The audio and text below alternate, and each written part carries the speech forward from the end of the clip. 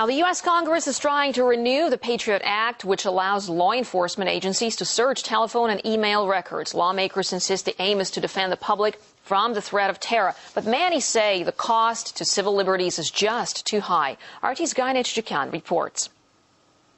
Major provisions of the Patriot Act about to expire are due to be extended by lawmakers. Brought in by the Bush administration as an emergency anti-terror measure, the act gives sweeping powers to the authorities to spy on people. But the U.S. Senate's Judiciary Committee is in a real hurry to rubber stamp rather than discuss and debate the far-reaching measures.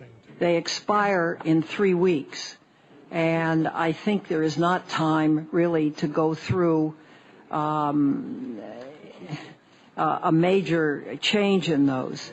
There was no time either for real debate back in 2001 when the Patriot Act was adopted, weeks after the 9/11 attacks. According to Congressman Dennis Kucinich, the lawmakers hadn't even read what they were passing. What happened once the Patriot Act was passed, the Fourth Amendment rights to unreasonable search, to be protected from unreasonable search and seizure, just thrown out. The congressman was one of the very few who openly opposed the act. We have a challenge to the essence of our democracy with the very existence of the Patriot Act. And of course, its name, the Patriot Act, who would want to oppose the Patriot Act? Because it makes it sound as though you're a patriot if you're for it. But actually, the idea of tying patriotism to destruction of cherished constitutional privileges needs in itself to be challenged.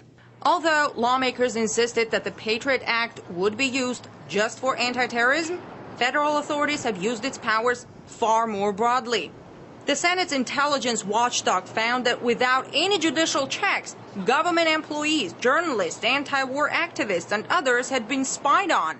Over the last 6 months, more than 20 anti-war activists around the country have been subpoenaed after the FBI raided homes in Chicago and Minneapolis, reportedly using Patriot Act powers to round up American citizens. There's ample reason to believe that when you create massive databases of politically potentially very useful information about both innocent and guilty people, eventually someone with access to that information will misuse it. And we see all the time how people who become politically engaged or politically threatening are subject to disclosures of sensitive information about them. The Patriot Act allows security services to lawfully spy by wiretapping large groups of phone numbers and monitoring email addresses in bulk, instead of needing a warrant each time. The National Security Agency has even intercepted Bill Clinton's private emails, later said to be an inadvertent mistake, among millions of other pieces of correspondence snooped on. A privacy watchdog suggests that since 2001, the FBI's intelligence investigations have compromised the civil liberties of American citizens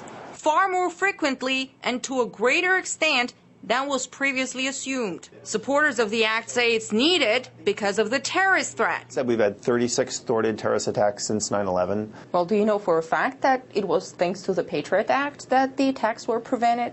It's difficult to say that for sure, because when you look at court records and other documents that are available, you say in these cases there were cases where Patriot Act-like tools would be useful, and so we can surmise and suspect that they were useful in some of them. Congressman Kucinich says the act is supported in Congress due to a climate of fear. So you have a whole nation of fearful people promoting fear. You cannot have a democracy if the democracy rests upon fear.